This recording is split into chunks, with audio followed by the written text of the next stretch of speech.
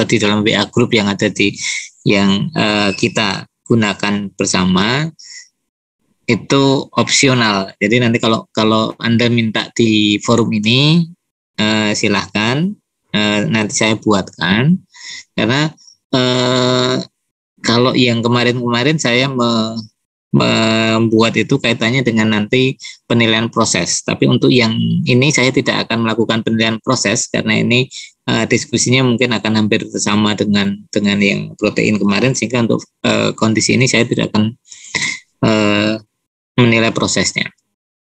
Ya, tetapi kalau Anda lebih nyaman menggunakan Spada, maka nanti akan saya buatkan linknya. Tapi kalau tidak mau menggunakan jalur lain, saya persilahkan. Ya, nanti bisa ini. Nah, sekarang saya jelaskan dulu berkaitan dengan struktur DNA seperti ini yang kita sampaikan dulu. Ya. Baru setelah itu nanti Anda silakan diskusikan ya. Saya ambil ada contoh untuk ini ya. Sebelum lupa nanti sampaikan ke Pak Juniawan untuk mengisi presensi ya. Presensinya tolong dikomunikasikan nanti apakah sudah masuk atau belum. Oke, jadi gini, kita pada saat perkenalan awal dengan DNA, barangkali yang Anda kenal baru satu macam konformasi, ya. Anda punya double helix, ya. Pengenalan pertama double helix dalam satu bentuk yang disajikan seperti ini, ya, dengan genetik code-nya ini berdasarkan dari kode seperti protein itu ada istilahnya struktur primer, gitu ya. Tetapi kalau untuk sebenarnya kita tidak kemudian membagi ada struktur primer, sekunder, tersier, itu tidak. Hanya urutan dari struktur ini, urutan dari penyusun, komponen penyusunnya itu yang menentukan informasi yang disimpan, ya. Jadi itu kalau untuk DNA, karena DNA yang menyimpan informasi genetik itu ada di DNA, bukan proteinnya ya, tetapi ketika kita informasi disimpan dalam sekuen. Ya, oke. Itu. Nah, ini size yang kita pelajari bahwa human genome itu ada sekitar 3,3 kali 10 pangkatan pasangan basa. Ya, itu yang jumlahnya. Kemudian kalau berkaitan dengan diameternya hanya ukuran ini, ujung ini itu dalam ukuran angstrom, 20 angstrom, ya. Nah, itu sisi simpel dari DNA-nya seperti itu, double helix. Tapi kita juga akan punya problematik ketika kita memvisualisasikan DNA dalam ukuran besar yang lain, ya. Sehingga nanti ketika kita melakukan visualisasi, barangkali kita harus memilih strategi yang berbeda karena kita butuh menyampaikan informasi-informasi yang berbeda pula, ya, dari sisi kimia, ya. Karena ini bisa jadi kita melihat begitu sudah sampai ke biomolekul itu kita bisa melihat dari sisi karakter kimia, dari sisi biologi atau dari sisi life science, ya. Itu strategi penyampaiannya akan berbeda-beda karena sistem yang kita pelajari menjadi lebih besar. Jadi ketika kita berbicara kromosom misalnya seperti itu, maka kita akan berbicara pada ukuran sampai yang kita gambarkan ini itu hanya perhitungannya dibandingkan dengan seluruh whole genomnya itu adalah 10 pangkat 9. Jadi Anda sama saja sebenarnya ketika Anda berbicara dalam 1 mol gitu ya. 1 mol itu kan jumlah molekulnya atau jumlah partikel 1 mol itu adalah kita menggunakan bilangan Avogadro 10 pangkat 23 gitu ya. Nah,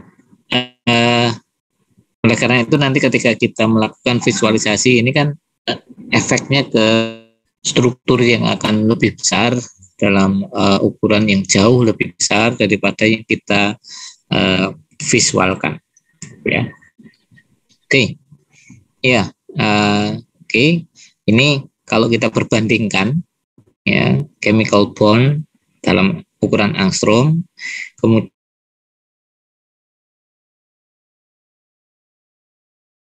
itu dalam ukuran 100-an angstrom, kemudian ukuran virus itu dalam 1000 angstrom. Sementara kalau kita berbicara tentang sel, inti sel itu hitungannya adalah mikro, ini 10 pangkat 6 gitu ya. Kemudian selnya sendiri kalau bakterial itu 10 pangkat ini min 5, tetapi kromosom DNA ini kalau dilihat panjangnya, ini kan yang di lain misal sel itu diameter, tetapi kalau kromosom itu panjangnya, ini sangat panjang ya, sampai 10 cm, ya, sangat panjang dibandingkan chemical bond. Ya. Nah ini makanya kita harus kemudian strategi menyampaikan, karena ketika kita ingin menyampaikan berkaitan dengan DNA itu kita bisa melihat parsial kode genetik tertentu, ya, sehingga kita kadang cuman melihat 10 bahasa, 10 base pair atau mungkin 20 base pair itu sudah cukup untuk melihat satu proses spesifik tertentu, ya. Dan itu nanti akan kita gabungkan dengan seluruh kromosom DNA yang akan mencapai berkali lipat dari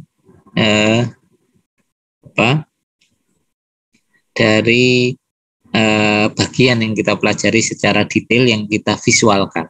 Ya, ini itu yang harus kita perhatikan adalah, ya.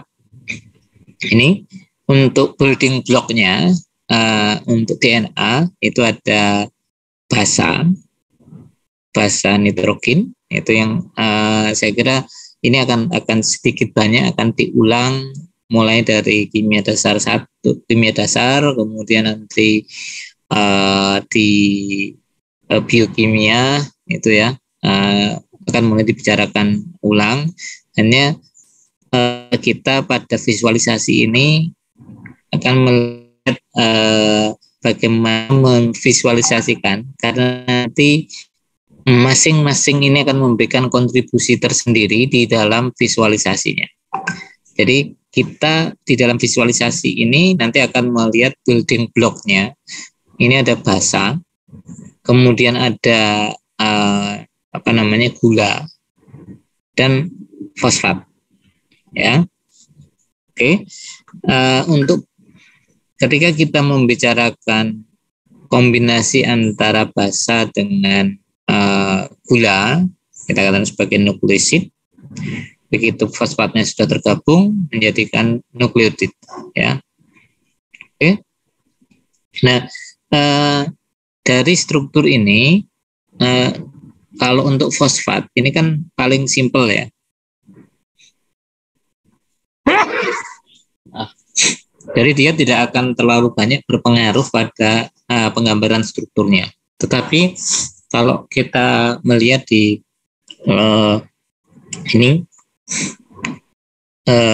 gula, dia bisa mengalami pelipatan, sedikit terlipat gitu ya, karena ini disusun oleh cincin segi 5 yang kesemuanya ikatannya itu adalah ikatan sigma, ikatan tunggal yang dia bisa terpilih, gitu ya.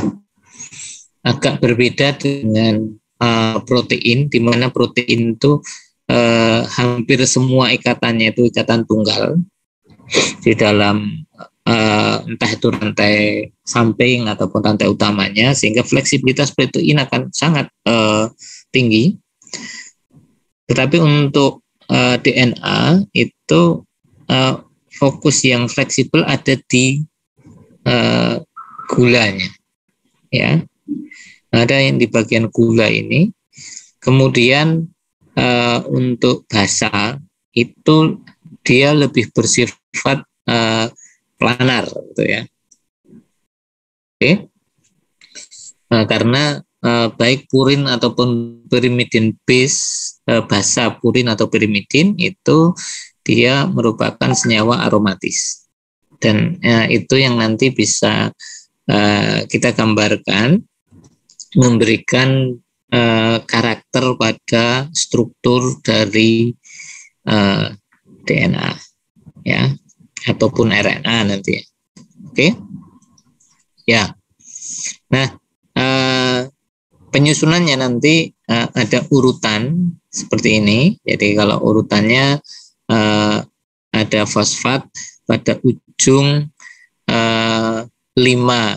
Jadi ini 1, kalau saya buat angkanya gitu ya, mungkin lebih mudah kalau saya coret-coret.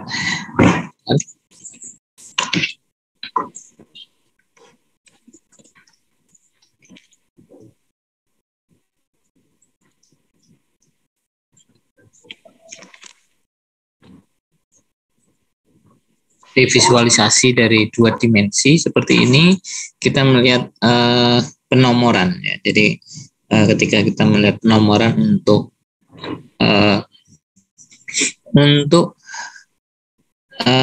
gula itu diberi dengan nomor 1 aksen, ya. Jadi kita menggunakan nomornya ini 1 aksen, 2 aksen, 3 aksen, 4 aksen, ya. Ini 5 aksen, ya. Jadi yang menjadi kunci itu adalah bagian ini, 5 aksen dengan 3 aksen, karena ini ada 2 itu yang menyambungkan antara 1 nukleotid dengan nukleotid yang lain, ya. Dan urutannya ini urutannya dari 5 ke 3. Jadi ketika nanti di sini ada timin, cysteine, saya sering kebolak-balik ya antara cysteine dengan sitosin, gitu ya. Ya, ini kemudian adenin. Jadi T, C, A urutannya berdasarkan dari yang ujung dimulai dari 5 aksen, ya. Ujungnya mulai dari 5 aksen. Oke. Dan semua untuk basa nitrogennya akan terhubung dengan 1 aksen. Ini. Oke. Itu yang menjadi kunci untuk nanti melakukan visualisasi, ya. Jadi ketika Anda melakukan visualisasi, maka ada satu konsensus bahwa ketika Anda menggambarkan itu dari urutan 5 aksen itu berada di atas, ya. Padahal nanti ada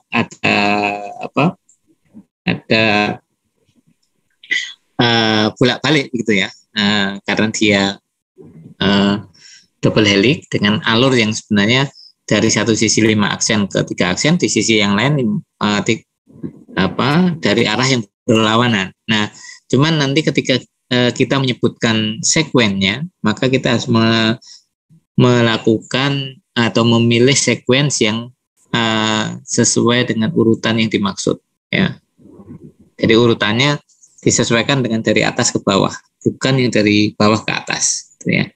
Nah, ini nanti ketika kita melakukan visualisasi, salah satu kunci untuk DNA ketika kita, karena dia ada dua arah yang berlawanan dan urutan sekuensinya tadi bisa jadi beda, ya. Kalau protein kan cuma satu baris ya. Kalau DNA ini dua baris, ya. Sehingga nanti urutan sekuensinya harus diatur dari baris yang disebutkan pertama. Untuk yang melengkapi itu tidak sebagai acuan, ya, karena urutannya bisa jadi berbeda gitu kan. Urutannya bisa jadi berbeda. Kalau yang urutannya sama, bolak-balik urutannya sama, itu disebut dengan istilah ini palindromik. Kalau palindromik itu dari dua arah itu sama, tapi kalau yang lainnya itu dari dua arah beda, ya. Nah, oke. Ini berkaitan dengan nanti proses penggambaran DNA, ya. Oke. Untuk penomoran ini untuk basa purin, basa pirimidin seperti ini. Kemudian nanti untuk DNA itu yang ada adalah untuk purinnya ada adenin dengan guanin, ya. Sedangkan untuk pirimidin itu sitosin, ya, dengan timin. Sedangkan untuk RNA nanti yang ada adalah urasil, ya. Oke, ini. Nah, kita bisa menggambarkan pasangan basa ini seperti ini. Nah, dengan menggambarkan sederhana, kemudian kalau digambarkan kan bisa semuanya digambarkan dengan struktur yang sederhana, ya. Cuma nanti ketika sudah menjadi lebih kompleks, ya, kita harus mengganti pilihan visualisasinya, ya. Oke, ini perbedaan kalau untuk RNA dengan DNA itu hanya di satu titik saja, di hidrogen pada DNA, di situ ada hidrogen. Sebenarnya untuk di posisi C2, ya, C2 aksen itu deoksiribosa dia mengikat hidrogen, sementara untuk ribosa itu mengikat hidroksi, ya. Oke, itu bedanya. Kalau kita gambarkan ball and stick ataupun dengan wireframe, ini kelihatan bahwa dia agak tertekuk, ya, tidak planar, ya. Nah, tertekuk itu dia bisa ada perubahan konformasi, ya. Nanti kita akan melihat perubahan konformasi itu akibatnya apa? Karena di sini ada kemungkinan, ya, rotasi pada titik-titik tertentu, ya. Ini ada konformasi anti, di mana poin utamanya adalah di sini. Ini titik ini, ya, berlawanan dengan oksigen di sini, ya. Dari sisinya kan berlawanan atau dibandingkan dengan ini, ya. Oke. Sementara di posisi sin ini berada cukup dekat, ya. Oke. Nah, faktor lain, jadi nanti kalau dia hanya single stranded atau segi satu rantai saja, tidak kemudian double, membentuk double helix, ya, ini lebih mudah untuk mengalami rotasi, ya. Dan kadang-kadang memang itu berotasi untuk untuk satu proses tertentu. Jadi ketika basa itu kemudian harus dari semula helix kemudian dia terbuka, ya, itu karena rotasi dari dari ikatan ini, ya. Dia bisa mengalami pembukaan atau kemudian menutup kembali dari rotasi itu, ya. Sehingga ketika kita melakukan visualisasi nanti ada parameter-parameter ini yang mungkin perlu mendapatkan perhatian khusus untuk menggambarkan, ya. Kemudian di sisi lain dari basa itu tadi rotasinya. Kemudian ada dari gula, ini juga bisa mengalami rotasi pada dari ikatan-ikatan sigma yang tadi sudah kita sampaikan. Jadi ada dua konformasi utama di situ, ada endo dan exo.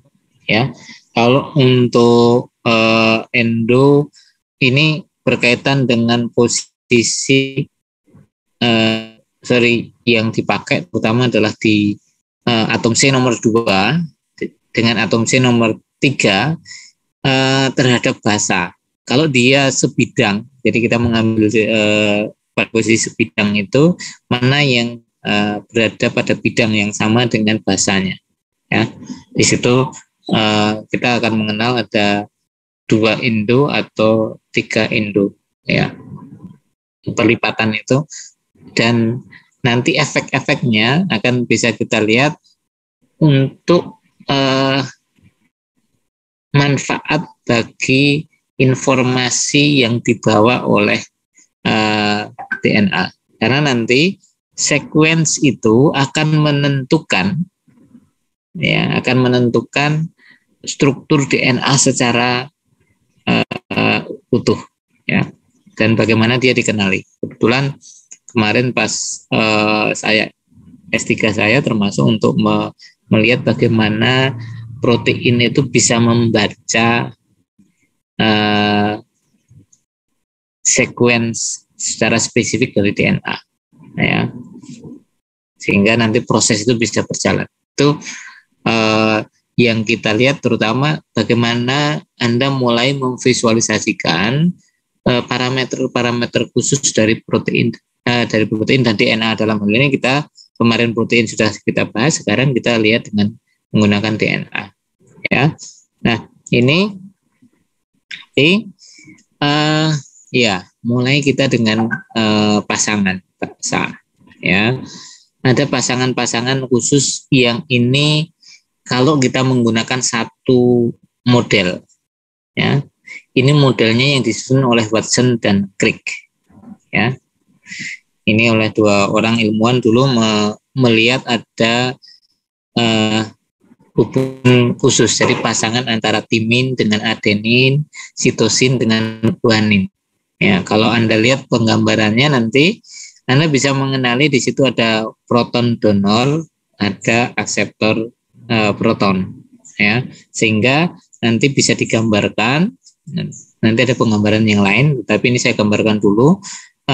Ada ini proton, ya, yang dituliskan di sini, ini maksudnya proton, ya. Nah, dia bisa membentuk ikatan hidrogen seperti ini, ya. Jadi kenapa dia berpasangan begitu? Karena ini cocok untuk kemudian bisa membentuk ikatan hidrogen, sehingga dia bisa mempertahankan struktur yang menyebabkan ada interaksi ikatan hidrogen di situ. Ya, antara timin dengan adenin akan membentuk 2 ikatan hidrogen, kemudian sitosin dengan guanin itu ada 3 ikatan hidrogen. Cuman di situ karena dia adalah ikatan hidrogen, maka kita perlu melihat bahwa ikatan hidrogen itu relatif fleksibel, ya, dibandingkan dengan ikatan ini, ya, ikatan kovalen, dia lebih fleksibel, ya. Tetapi dia juga akan berpengaruh besar karena justru dengan fleksibilitas itu dia kemudian memberikan perbedaan energi, sehingga dia bisa tertekuk, tetapi energinya kemudian ada penalty energi, kemudian atau dia dalam posisi yang paling disukai, dan dia akan selalu mencari, ya, posisi yang paling nyaman, artinya energinya yang paling rendah, dan di situ juga dipengaruhi oleh interaksi dari penumpukan atau stacking antar basa nitrogen. Karena tadi kan ada penyambungan nukleotid yang menyebabkan basa nitrogen itu akan tertumpuk. Jadi akan ada stacking atau tumpukan dari basa nitrogen. Ya, itu nanti yang akan kita lihat imbas dari penyusunan seperti ini. Nah, kita ambil satu contoh dulu untuk melakukan proses visualisasi, karena nanti ada model yang lain, misal modelnya Hochstein, atau kemudian ada model-model pasangan bahasa yang lain, tidak hanya double helix tapi triple helix dan sebagainya. Itu juga akan melibatkan interaksi-interaksi khusus, sehingga nanti proses visualisasinya juga agak sedikit berbeda, ya. Nah, karena nanti ketika setelah Anda melakukan visualisasi ini, nanti Anda juga bisa menentukan alat-alat ukur atau parameter pengukuran yang menyatakan karakter spesifik dari satu rangkaian DNA. Ya, itu yang kemudian akan menjadi parameter khusus, apakah nanti sekuensi itu bisa relatif sama atau itu akan memberikan informasi genetik yang berbeda.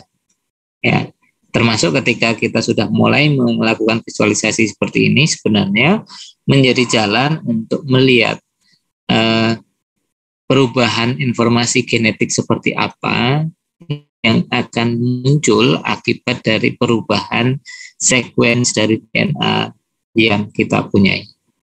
Itu nanti akan bisa kita lihat dengan bagaimana cara kita melakukan visualisasi, gitu ya. Oke, ini dimulai yang pasangan yang dikenal, kita kenal dulu. Watson Crick punya pasangan bahasa seperti ini. Kemudian kalau kita gambarkan, nah ini visualisasinya mulai terlihat ada perbedaan visualisasi, gitu ya,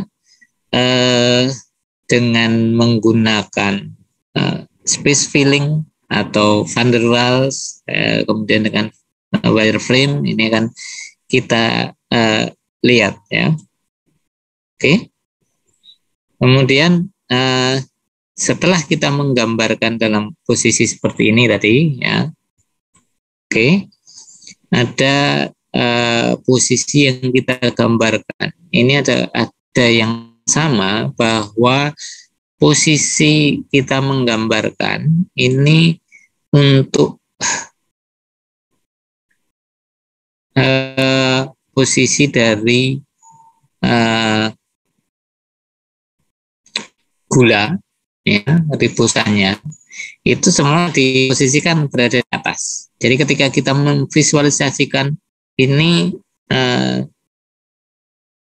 kita tunjukkan dia berada di atas, ya, supaya apa? Kita bisa melihat itu secara seragam, ya, karena nanti kita akan melihat apa sih yang akan kita tunjukkan dengan kita menunjukkan dia posisi di atas, tidak dibolak-balik dulu, gitu ya.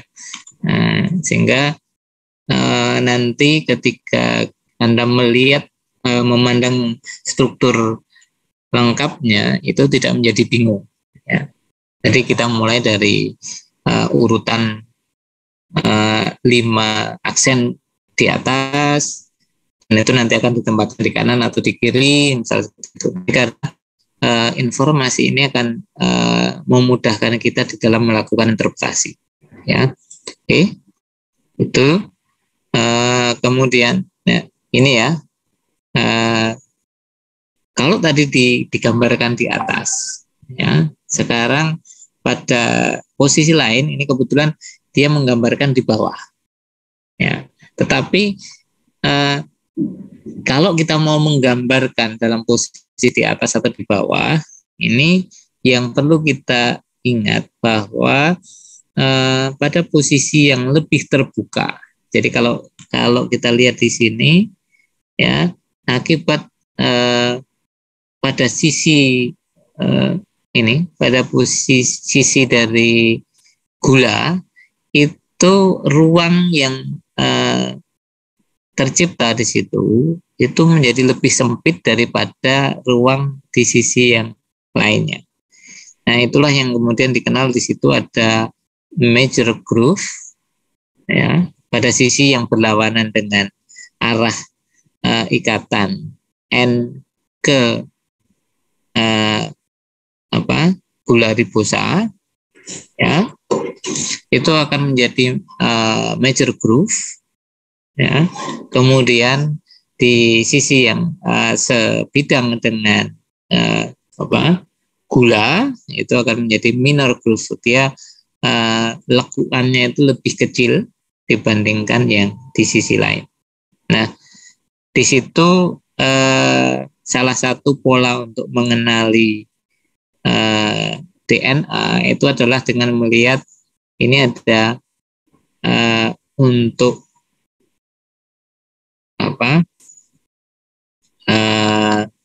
ini tadi sitosin dengan, saya agak lupa tadi yang T itu kan berarti dia dua ya interaksinya, ikatan hidrogennya, berarti ini kan guanin, ini sitosin, ya ini kalau di bawahnya ada ya, ada guanin, sitosin, kemudian adenin, timin, gitu ya. Nah di situ kalau kita lihat nanti dia sebagai donor pasangan elektron atau donor proton gitu ya, karena ini nanti interaksi antara protein dengan DNA itu bergantung pada ikatan hidrogen. Salah satunya yang utama itu adalah ikatan hidrogen. Jadi bagaimana nanti protein itu bisa mengenali tempat yang pas untuk berinteraksi dengan DNA itu bergantung pada pola dari interaksi yang disediakan, ya. Karena di situ dia merupakan aseptor aseptor proton atau kemudian dia donor proton, gitu ya. Ya, karena dilihat di situ dia yang digunakan nitrogennya, oksigennya atau hidrogennya. Ya, polanya kan berbeda itu NOH di untuk adenin timin itu menjadi NHO, ya. Oke. Sementara untuk sisi minor groove adenin timin itu hanya menyediakan 2, ya. Nah, tata letak ini yang akan termasuk menjadi bagian penting, sehingga nanti pada saat kita melakukan visualisasi, salah satu opsi yang kita butuh menunjukkan interaksi nanti, kalau kita butuh menunjukkan interaksi itu, maka poin-poin itu barangkali juga menjadi bagian yang penting di dalam melakukan visualisasi, ya. Oke, ya, ini ada alternatif penggambaran yang lain. Kalau tadi dengan seperti ini, kemudian ada kemarin ada di VMD itu kita menyebutkan ada satu representasi di mana dia menggambarkan bagian-bagian yang aromatis, ya. Kalau Anda ingat kemarin ada satu pilihan visualisasi untuk menunjukkannya, ya. Barangkali nanti Anda bisa mencoba melakukan visualisasi setelah Anda punya satu sequence DNA. Anda silahkan download dari rscp.org, ya. Nanti Anda download, carilah sequence DNA yang pendek, jangan cari yang panjang-panjang, ya. Nah, nanti dari situ Anda coba visualisasikan dan Anda ceritakan, ya. Itu tadi yang kita harapkan adalah itu. Oke. Nah, satu hal yang menarik dalam proses untuk visualisasi itu adalah baik itu pasangan adenin timin ataupun guanin sitosin, ya, itu kalau dilihat panjang antara satu aksen dengan satu aksen, ya, satu aksen dengan satu aksen, ternyata panjangnya sama, itu 10,85 angstrom, ya. Jadi jarak itu untuk pasangan basa itu ternyata sama. Itu yang kemudian menyebabkan aksisnya bisa berada di tengah begitu, dan jarak ke kanan ke kiri sama. Jadi dia bisa kemudian membentuk semacam seperti tabung begitu dengan radius yang tidak terlalu banyak berubah, ya. Itu salah satu fitur menarik dari DNA, ya. Ini tadi sequence yang kita gambarkan, ya. Kemudian ketika kita menggambarkan backbone, ya, di sini Anda bisa melihat dari sudut yang dari sudut pandang yang berbeda, ya. Anda melihat dari samping, kemudian melihat dari sisi atas atau dari sisi arah 5 aksen ataupun 3 aksen, gitu ya. Itu Anda bisa melihat dengan kondisi yang berbeda, ya. Nah, dalam hal ini kan Anda bisa menunjukkan dengan model yang sederhana. Anda menggunakan wireframe seperti itu, ya. Anda akan melihat nanti perbedaan antara satu struktur dengan struktur yang lain, ya. Nah, ada juga model yang disederhanakan. Ini dengan pewarnaan seperti ini, ya, dengan membedakan hidrogen bond yang double dengan yang triple begini, kemudian membentuk heliknya, ya. Itu kalau kita hanya ingin menunjukkan satu sifat tertentu dari DNA, ya. Tapi kalau kita mau menunjukkan sifat detailnya, ya, mungkin dari sisi visualisasi seperti ini belum cukup untuk itu. Nah, itu nanti yang perlu dibahas lebih lanjutnya, karena kita sekarang kan belajar ada beberapa model struktur DNA. Pertama kita bicara tentang bDNA. Apa sih bDNA? Nanti bisa dilihat di sini ada satu struktur sedikit, ya, di YouTube ini. Nah, ini yang mungkin bisa kita lihat secara rule tadi yang dicontohkan di awal, gambarnya relatif simple, teratur begitu, ya. Termasuk ketika kita melihat ada parameter jarak-jarak tertentu gitu, ya. Ada minor groove, ada major groove, kemudian sequence-nya ini dimulai dari C, ya.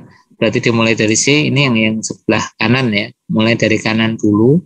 Berarti nanti pada saat kita menggambarkan itu juga sequence ini berarti ini dari sisi, ya, kalau melihat gambar itu mulai dari sisi ini kan kita mulai dari tadi kesepakatannya 5 aksen. Ini sisi 3 aksen, ya. Oke. Tapi di sini kita melihat sequence yang dipakai, misal ini C kemudian T, ya. C T ini berarti ini di 3 aksen ini, ya. Oke. Kalau kita hanya melihat alur ini, tapi apakah ini kemudian digambarkan semua, nanti bisa kita periksa, ya. Nah, kita hanya baru melihat dari representasi, ada yang merepresentasikan dengan posisi seperti ini, ya. Termasuk ketika kita mau mengatakan anti paralel atau paralel nanti, ya. Oke, itu yang perlu kita amati dulu. Kemudian, ya, ini mengarahkan mulai dari 5 aksen, itu yang dari sisi kiri atau di sebelah kanan, nanti biasanya kita mulai dari yang sebelah kiri, ya. Jadi sequence-nya, sequence tadi mestinya ketika menggambarkan begitu, ini konsensus, ya, sebenarnya digambarkan 5 aksen di sebelah kiri, ya, di kiri atas. Nanti 3 aksennya bisa jadi ketemu di kiri bawah, itu, ya. Ya. Tapi kalau panjangnya mungkin dipotong di tengah, mungkin ya nanti akan ada di sebelah kanan. Tapi yang mulai dari atas. Biasanya cara menggambarkannya, kalau itu digambarkan vertikal, sekuennya akan seperti itu. Ya, oke. Nah, visualisasi kita lihat di sini ada opsi yang di sebelah kiri masih menggunakan wireframe. Kita melihat dari sisi atas, ya. Kalau Anda lihat pola untuk pDNA dari sisi axial view itu akan muncul seperti ini, ya. Nanti kita akan melihat untuk konformasi yang lain. Jadi untuk konformasi pDNA itu akan muncul seperti itu dengan kita melihat membedakan antara basa, kemudian gula, posisi gula itu kan di situ yang membedakan terutama ada di oksigen dari gula, ya. Kita tidak merepresentasikan untuk rantai sampingnya, misal hidroksinya tidak dimunculkan semua supaya tidak ribet gitu ya.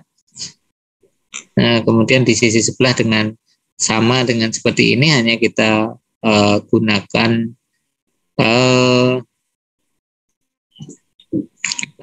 kita gunakan bola-bola atau kita gunakan van der Waals gitu ya. Nah, dari sisi ini nanti kalau Anda mau membandingkan dari sisi konformasinya, ini kan kita bicara pDNA, nanti ada DNA yang lain, nanti bisa kita lihat kalau Anda menggambarkan dengan cara menggunakan wireframe atau menggunakan ini, efeknya nanti seperti apa, ya. Oke. Ini strategi lain penggambaran kalau kita menggunakan lateral. Kemudian nah ini salah satu yang nanti juga akan menarik untuk dilihat karena itu akan memberikan informasi tambahan yang lain berkaitan dengan base stacking.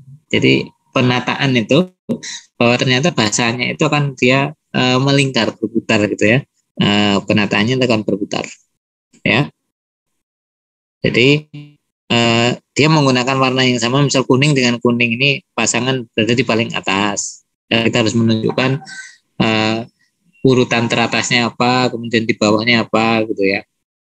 Oke. Dengan posisi dia terpilin di situ, ya. Kenapa dia terpilin? Supaya dia tidak karena berkaitan dengan jarak antara basa satu dengan basa di bawahnya, ya, yang diatur oleh rantai yang diakibatkan oleh pembentukan sambungan antara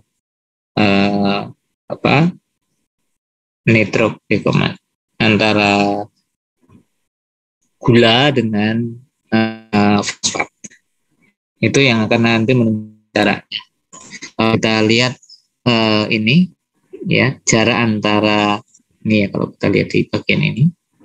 Nah, yang penting kan stacking tadi kan menentukan jarak-jarak ini yang ditentukan atau diatur, dikontrol oleh ini bagian dari backbone-nya, ya. Jadi di sini ada interaksi antara aromatis, jadi istilahnya P interaction, jadi bukan interaksi PP, ya, makanya begitu.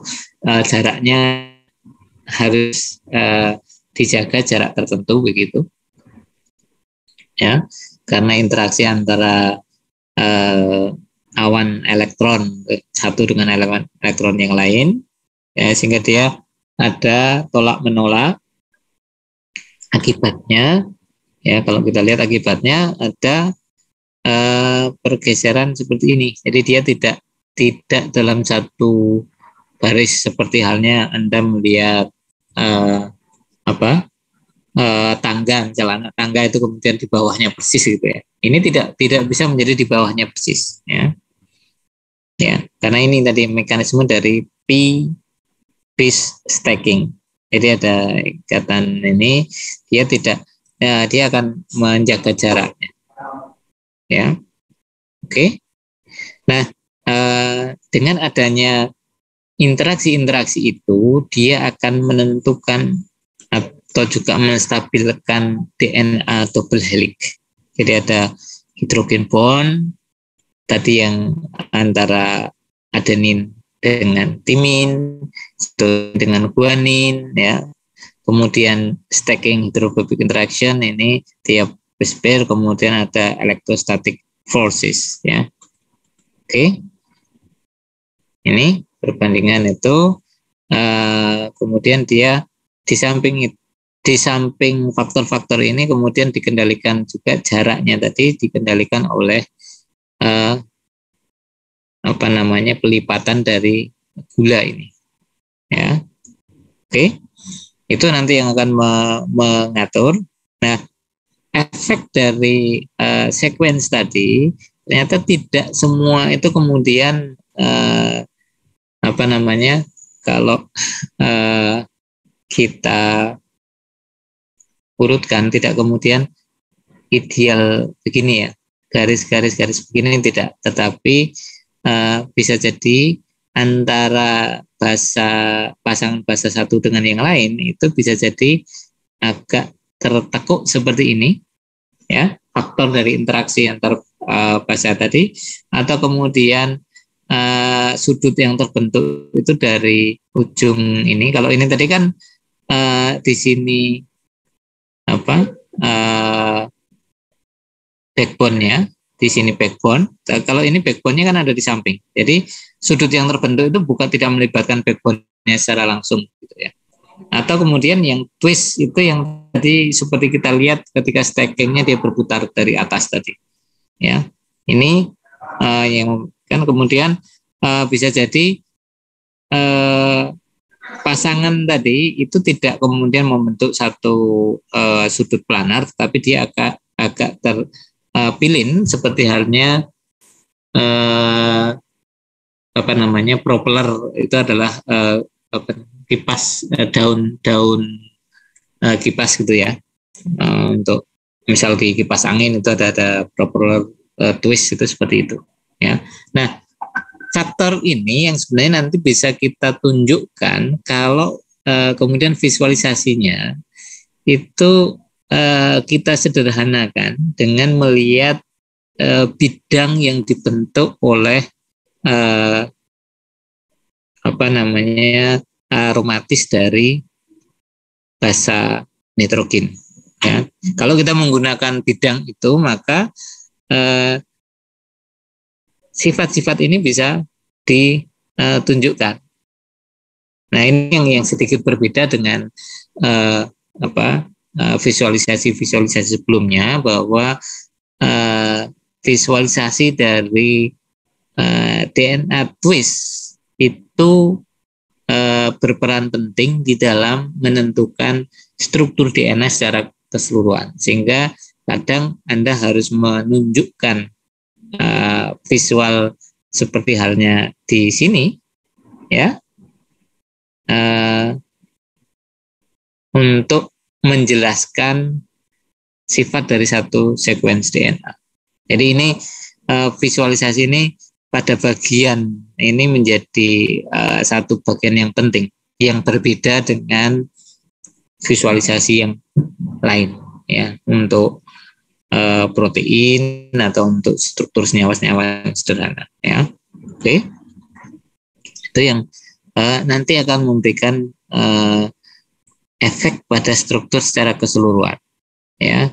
Jadi ketika kita punya sistem yang sangat teratur, mungkin dia secara umum seluruh dari sekuensi itu menjadi satu tabung yang lurus, gitu, ya, satu kayak pipa lurus, ya.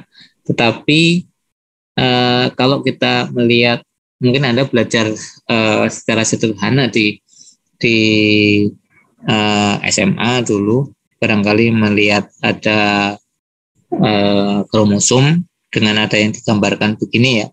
Nah, ini kan paling tidak kita bisa melihat ada dia tidak merupakan satu rantai lurus begitu, tapi ada yang berbelok.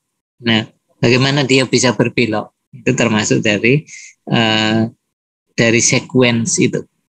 Ya, jadi ketika nanti dia terpilih dan sebagainya, sequence itu akan menyebabkan dia akan berbelok. Ya, dan itu yang akan memberikan tambahan informasi genetik. Oke, jadi ini sequence seperti ini nanti yang perlu dikenali dengan kita juga menunjukkan apakah dia akan berbelok atau kemudian dia betul-betul lurus dan sebagainya.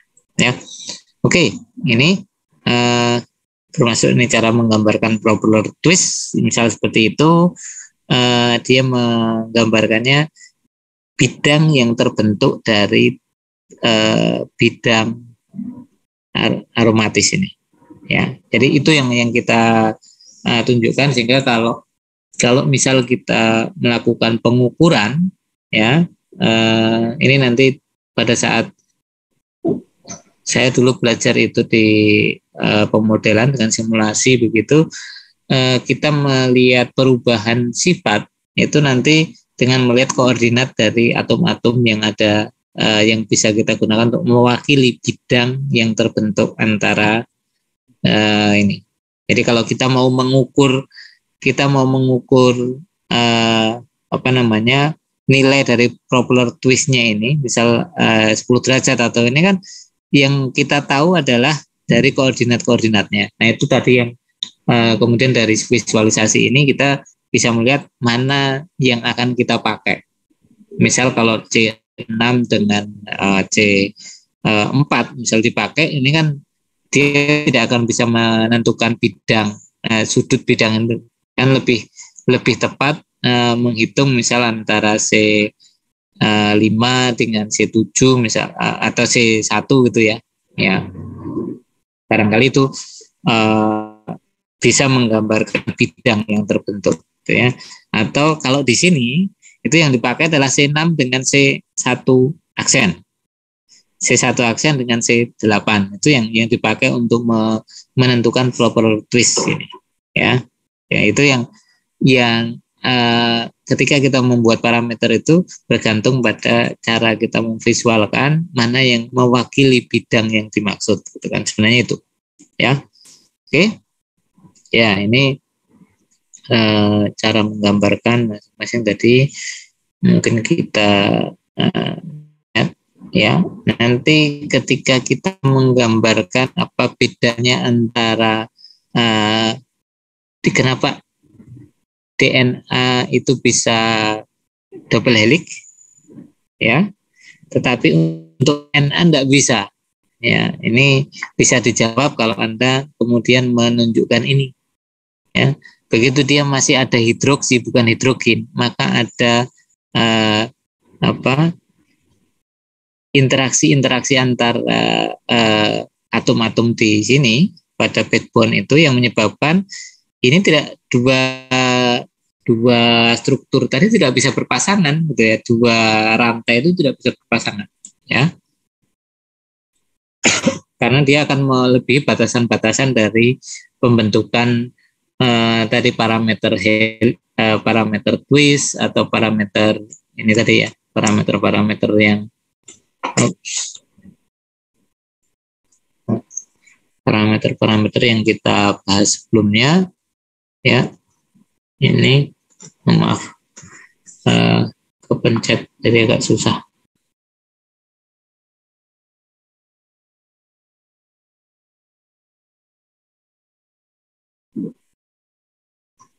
Oke, scrollingnya kok.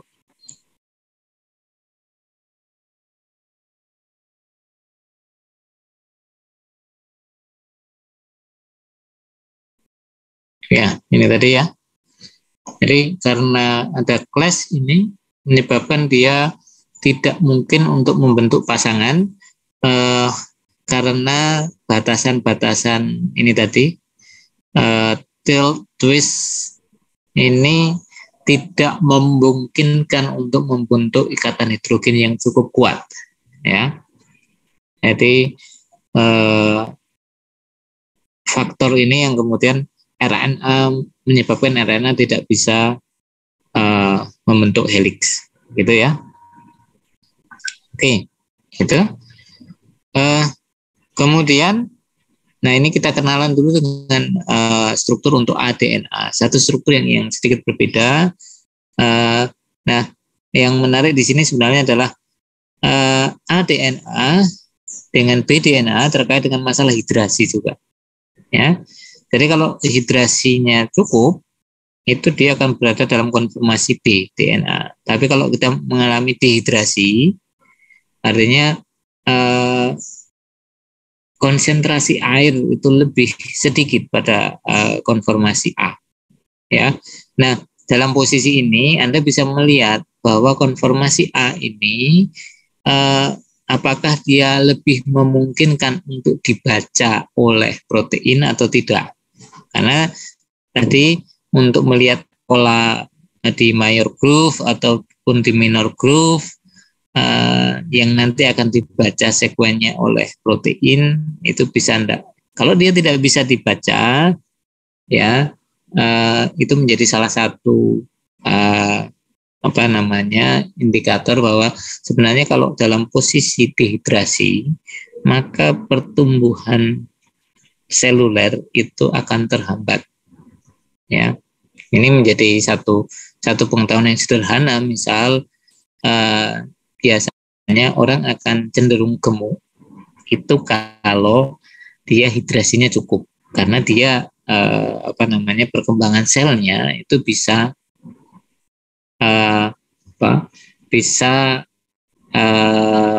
berjalan gitu ya. Tetapi ketika perkembangan selnya itu terhambat karena kita dehidrasi, salah satunya menyebab ini orang cenderung dari posturnya lebih kecil gitu ya. Oke, itu salah satu contoh implementasi sederhana dari Anda bisa lihat sebenarnya antara mungkin orang itu bisa makan banyak tetapi tetap kurus.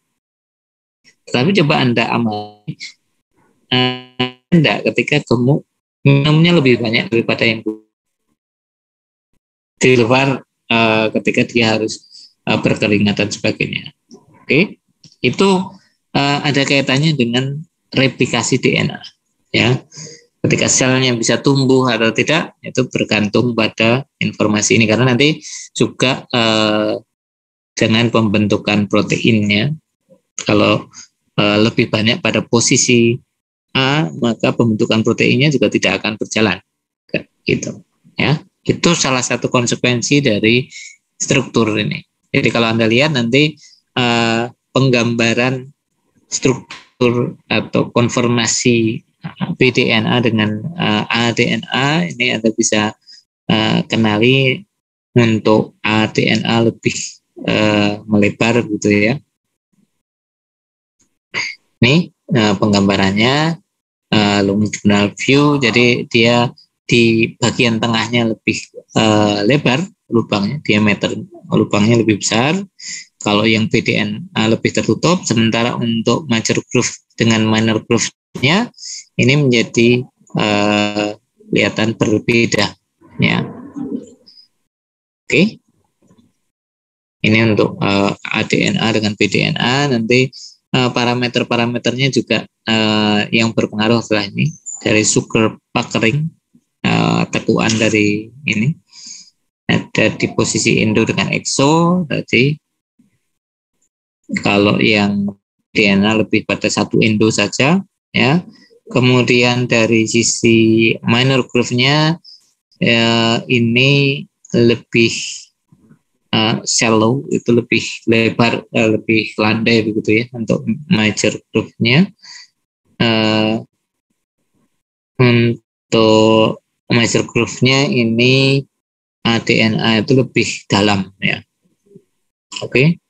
Kalau yang aDNA ini dia lebih dangkal major groove-nya, dilihat dari aksis helix-nya ya.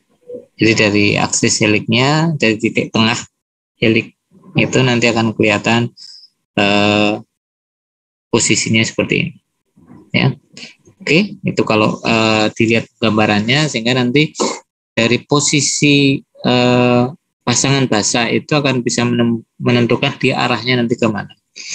Ini sama untuk yang konfirmasi yang lain, meskipun tidak hanya 3 A, B, dan Z, tetapi ada banyak. Hanya 3 ini yang paling banyak populasinya.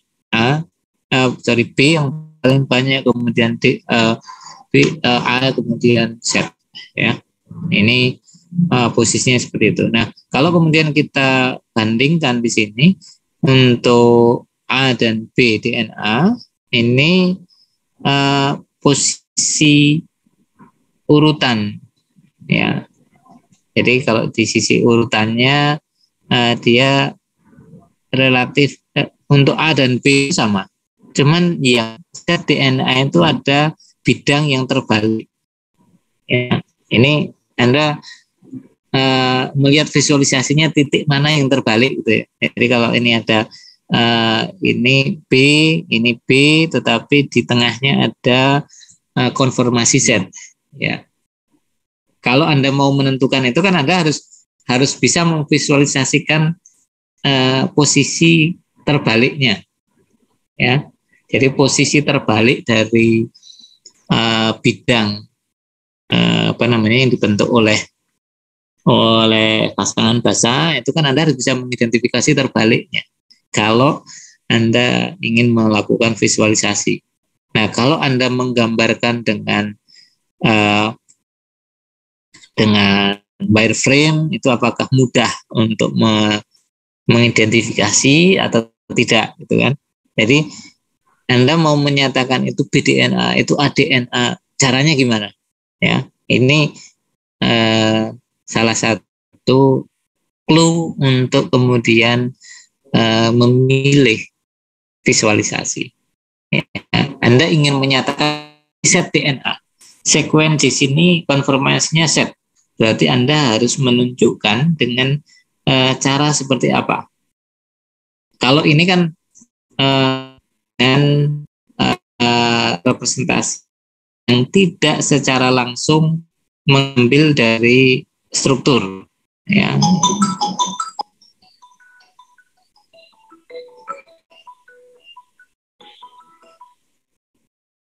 Karena tidak mengambil secara langsung dari struktur, maka kita bisa hanya yang penting menggambarkan ini set DNA, tetapi Anda punya tugas untuk dari satu koordinat nanti Anda visualkan, dan Anda harus bisa menentukan bahwa itu masuk dalam kategori ADNA, BDNA atau ZDNA, misal seperti itu. Ya, oke, itu kalau dari sisi beberapa parameter, misalnya ini left handed, yang tadi right handed, misalnya seperti itu, kemudian ada backbone-nya yang zigzag dan sebagainya, mungkin kelihatan. Tapi ketika pada kasus seperti ini ada gabungan antara BDNA, ada satu sekuen panjang, konformasinya ada yang B, ada yang A, ada yang Z, ya, maka Anda harus bisa mengidentifikasi itu tadi, ya. Mungkin dilihat dari sisi ini sisi longitudinal view-nya, mungkin ketika itu bercampur Anda tidak mudah untuk mengidentifikasi, sehingga mungkin dari sisi yang lain akan kelihatan, ya. Oke, itu ya, kalau nanti dilihat dari perbandingan ada sisi-sisi seperti ini, ada data-data yang bisa kita gunakan untuk membedakan, melakukan pengukuran ini data seperti ini bisa dibandingkan. Tetapi kalaupun tidak, nanti ada beberapa visualisasi sederhana yang kemudian bisa menunjukkan secara langsung, bagian ini ada bagian A atau B, tetapi sedikit ada deviasi begitu ya, karena itu akan menjadikan penanda utama bahwa ini satu sequence yang spesifik yang nanti harus berinteraksi dengan protein tertentu ya. Ini fungsinya nanti seperti itu ya.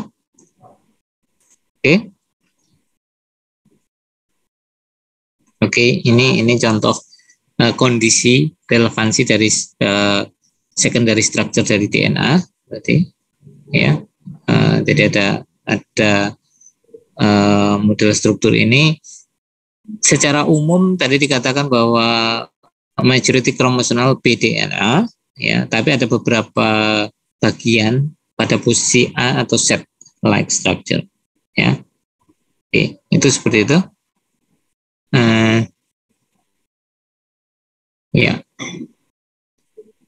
Oke, visualisasi yang lain nanti berkaitan dengan backbone-nya, tapi untuk backbone-nya tidak menjadi bagian yang akan kita tunjukkan detailnya, karena backbone-nya nanti ada satu strategi khusus untuk menyampaikan kondisi dari backbone. Ya. Oke, itu yang secara umum. Kemudian ada unusual structure, makanya nanti apakah dia masuk di dalam unusual structure atau hanya deviasi sedikit dari struktur yang umum ya. Jadi ada ini contoh Watson Crick yang umum ini. Tadi ada yang saya sebutkan ada reverse Watson Crick ya, ada Watson Crick tapi terbalik posisinya. Oke. Kemudian ada Hochstein, ada reverse Hochstein, kemudian ada alternatif yang lain gitu ya. Yang triplet, yang tadi yang saya katakan ada yang dengan triplet ya, triple helix nanti ya. Ini ketika ada triple helix ini tekuan seperti ini bisa mengalami jadi triple helix ya. Ini ada yang lepas tapi kemudian ada yang heliknya menjadi triple, tidak menjadi double helix ya. Oke, kemudian ada tetraplex ya. Oke, ada beberapa struktur-struktur itu ya. Oke, penggambaran mungkin penyederhanaan bisa dengan visualisasi seperti ini, dengan kita melihat alur panahnya ya, sekuennya seperti apa, karena bisa jadi sebenarnya dari dua rantai tetapi seolah menjadi tetraplex gitu, ya, atau quadruplex. Oke, ini bentuk dari DNA kira-kira seperti itu ya. Oke, baik, itu gambaran secara umum berkaitan dengan kebutuhan kita akan visualisasi untuk DNA, sehingga nanti dengan menggunakan opsi-opsi yang ada di dalam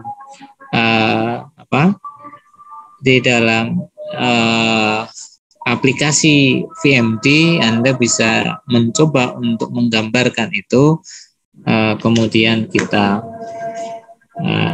evaluasi sebenarnya kalau kita menggunakan model ini cocok atau enggak untuk menggambarkan kasus tertentu. Itu yang nanti perlu Anda tuangkan di dalam resume seperti yang saya minta di dalam SPADA.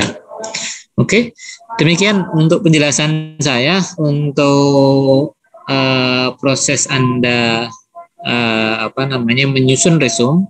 Kalau dibutuhkan diskusi, silahkan diskusinya mau lewat mana. Kalau perlu lewat SPADA dengan forum diskusi akan saya create. Kalau tidak, saya bebaskan Anda mau diskusi lewat mana terserah. Ya, demikian. Barangkali kalau ada pertanyaan.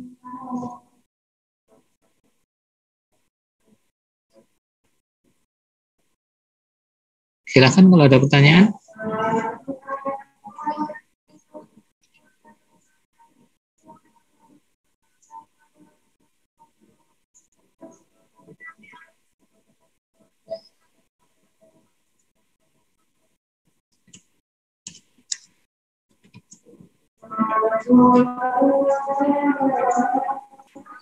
Ada pertanyaan? Untuk forum diskusi mau lewat mana, sudah ada keputusan? Lewat sepada atau tidak?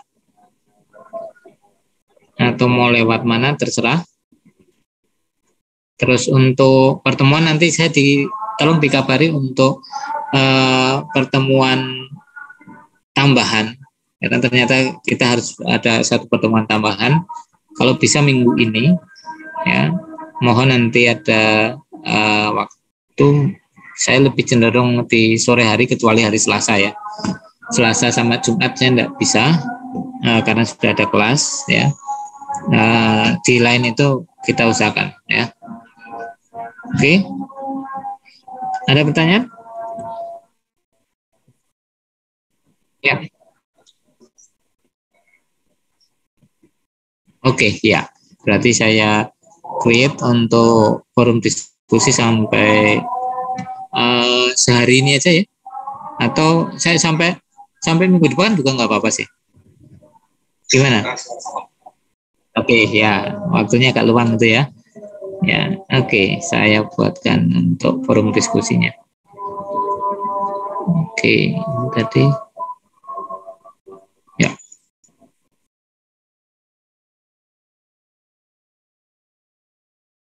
Saya tambahkan forum diskusi di sini.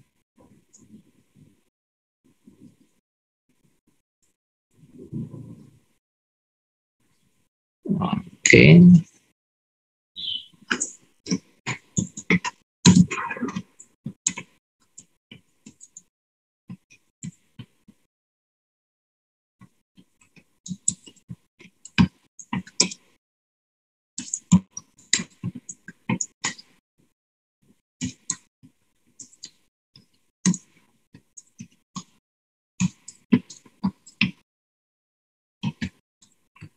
Yang lainnya ada pertanyaan?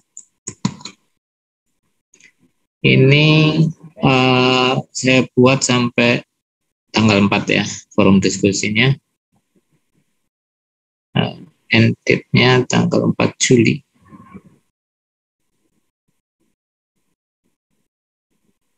Nanti untuk kesepakatan ujiannya kapan, saya tunggu kabarnya, termasuk untuk kuliah tambahan 1 kali ya. Kalau di kelas B itu kemarin Pak Juniawan nambah di hari Rabu. Ya, ini kita butuh tambahan sekali. Jadi saya pikir sudah cukup, ternyata salah hitung. Oke, ya, untuk diskusi visualisasi DNA sudah, tinggal nanti ya. Oke, baik, masih ada pertanyaan? Kalau tidak ada, jangan lupa di presensi ya. Ini kan tinggal 17 ya. Oke, jangan lupa untuk presensi, silakan nanti diisikan. Baik.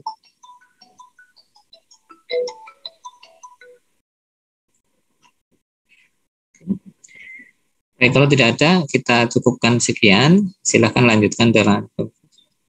Halo? Ya. Oke, saya tutup. Assalamualaikum warahmatullahi wabarakatuh. Ya.